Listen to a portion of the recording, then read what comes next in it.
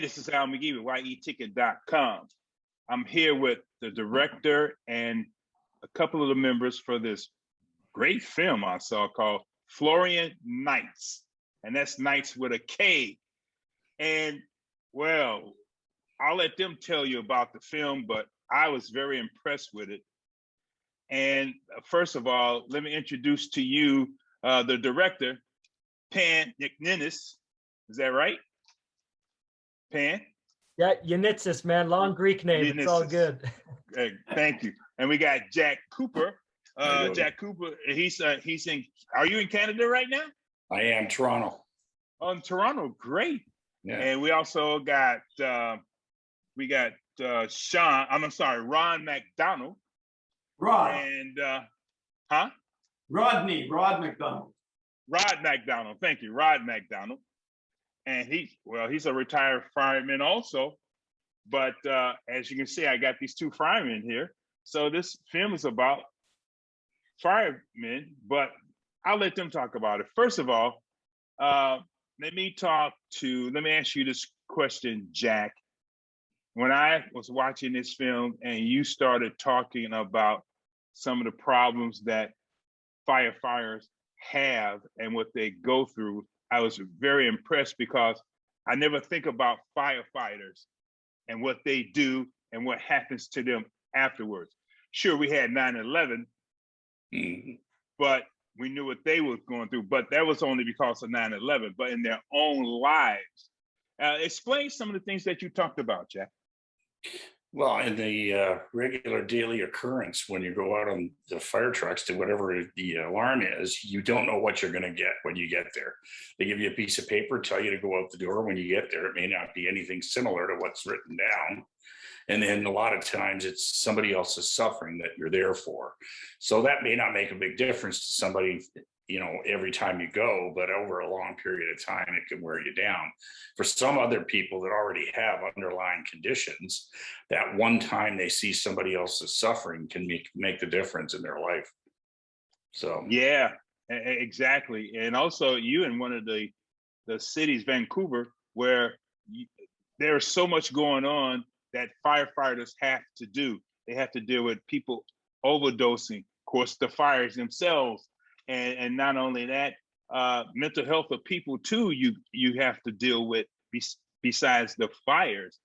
And a fireman or a fire person, when they deal with this, sometimes they take this home, right? Yeah, they most certainly would. I mean, Rod can speak for Vancouver. I'm in Toronto, and we have a relatively similar condition.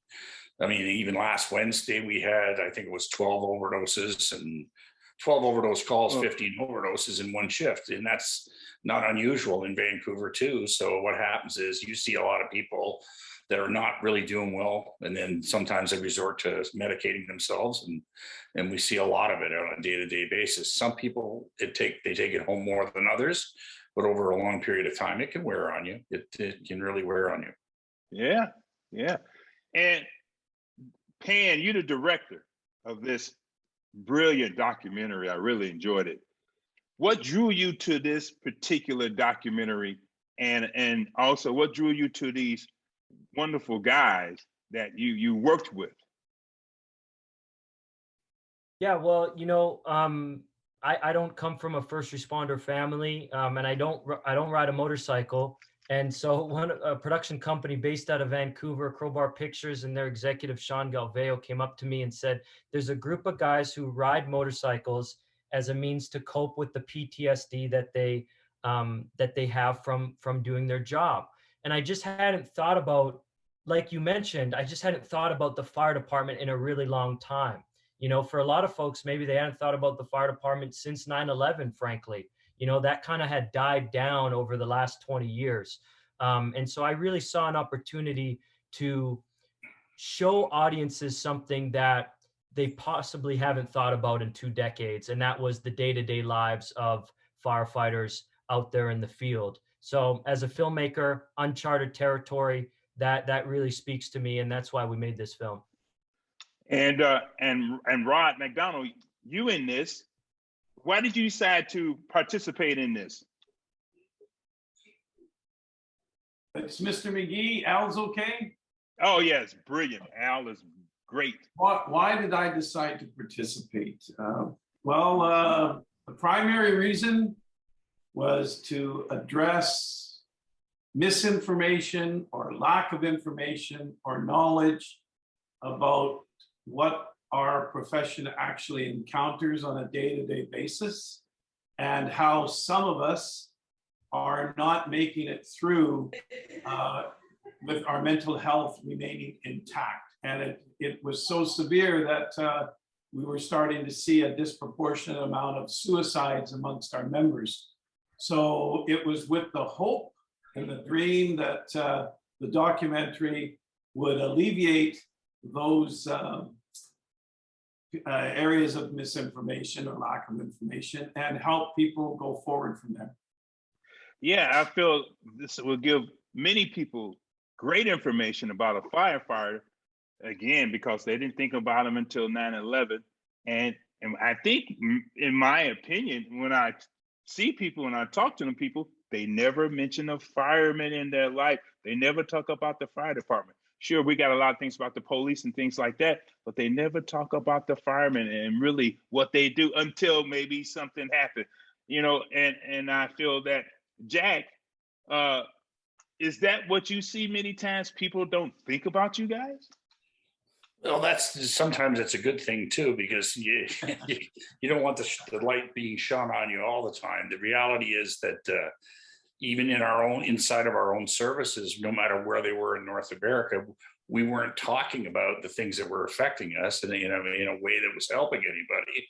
And these things were happening over a long period of time. A lot of the fire service guys back before us came out of the armed services, and no matter where you are in North America, that's how it ran the fire department. So we had an army background in that, but they didn't talk about it either. So now we come along and we don't talk about it. And we found that we were losing members, like Rod said, and nobody was saying anything about it. We think that by opening up more, we'll be able to possibly have somebody not lose their life, and we'll all talk about it rather than hiding it. So, well, and also there's a big surprise for me, again, watching this documentary about how no matter where you're at in Detroit, because you featured Detroit in the film, yep. that even your city, they don't want to help you with your mental problems. And Rod, you talked about that in this film. Tell us a little bit more about it. Well, for a long time, it was, as Jack was saying, it was it was secretive in a sense. It's a paramilitary organization. There's chiefs and there's captains and lieutenants and senior man down to the rookie firefighter. And it was an unwritten code, in a sense, that everything that happens stays within that culture. And eventually, as awareness grew amongst the men and women, and with their unions participating, the idea that there was a mental illness going on with the firefighters, and it needed to be addressed in a different way. Substance abuse was not going to work anymore. From that, there were some changes made that addressed the issue, but it still wasn't being taken care of enough. And Vancouver was somewhat of a leading edge and addressed it, but again, it still wasn't enough. And with this documentary, it's my hope, and it's the whole Florian Knights team's dream, that the awareness is for everybody in our society. We all encounter issues that, if they're acute enough, can put someone over the edge. Or with the case of the firefighters, it's not only just acute cases, but it's the buildup of chronic PTSD from numerous calls, where it gets to the point where the mind is on overload, and the firefighters who get that are the ones that we really want to be able to weed out and get some help for them, and that they can come forward and let us know, and let the people know who can help them, that they're struggling. So that was what we're after. And Pan, as a director, you really had to go to a few cities, especially some great cities here in the United States, besides Canada, you had to go to the Bronx and you had to go to Detroit. So how did you organize all of that and finally edit this film to go to these different cities and to talk to these firemen? Yeah, well, we definitely didn't plan it that way. I really thought this was going to be maybe an isolated case in Canada where we had a group of guys who rode, and Right. that was what happened here. But more as we continue to film, all of a sudden I'm finding guys in Detroit, and then we're finding guys in New York City, and then we're finding guys in other cities across America that do the exact same thing. Military personnel, police officers, paramedics. There's this trend that a lot of folks were riding motorcycles. And so I thought, if this is an international trend, then the movie needs to be international. And I was able, by riding on the back of a motorcycle, coming in here, to go to some of the most historic departments in the world and get some extremely senior members of these departments to open up about something that they hadn't opened up about in their entire career. And how the Detroit Fire Department, the Fire Department of New York, those are two of the historic fire departments in America, period. And they're both massive parts of this movie. And I think that has, audiences are very intrigued, because it's not every day you have those two groups in the same film united, talking about a goal as it pertains to mental health. So I thought that was really interesting. Yeah, I thought so too. And Jack, tell us how you came up with the name Florian Nights. Tell us a little bit of history of the name Florian Nights. I was not part of the origination of it, but I can tell you, Florian Nights, this Saint Florian is I believe, the patron saint of firefighters. So what happens is I've actually had the tattoo on my chest for about 25 years. I looked it up and found the guys in BC. First of all, they had a chapter out there, and it seemed to be based in the same type of wanting to help, that they got involved with riding and wanting to help people at the same time and helping each other. And that's what Florian's all about. So that's why they call themselves Florian's Knights, I guess. And from there, I met up with the guys in New York with Matt and the guys in New York, and they had really taken them both by their horns, and they were doing the same thing. So as Pan indicated, it's all based in a good idea. It's all trying to help each other, and it's spreading. And we all found that the bike riding aspect of it was almost a therapeutic use. As Rod says, it was his medicine. Yeah, and Rod, it was your medicine. But do you realize that you was going to get scrutinized because you were on a bike? Because many people feel that bikers are criminals. Well, I'm almost, to talk about this is almost an insult. Mm-hmm. I had 35 years as a battalion chief, as a firefighter, and the last 7 were as a battalion chief. And impeccable records, just like my brothers in the club, the other 8, our records were impeccable. And somehow or another, I think in the movie, I'm not sure, but I think I said on Sunday night, I went to bed, a retired battalion chief who rode a Harley. And on Monday morning, I woke up and I was something completely different after the picture occurred in the paper. So the guys in this club are all outstanding citizens, and I would go anywhere with them and go into any fire with them. Yeah, and I'm going to backtrack a little bit about the picture in the paper. What it was, a picture with one of Florian Knights. He took a picture with the Hells Angels, and then they thought, public and police and everyone thought that they were also riding with the Hells Angels, because they assumed that the Hells Angels are murderers and drug dealers. So if you're with the Hells Angels, you're part of that also.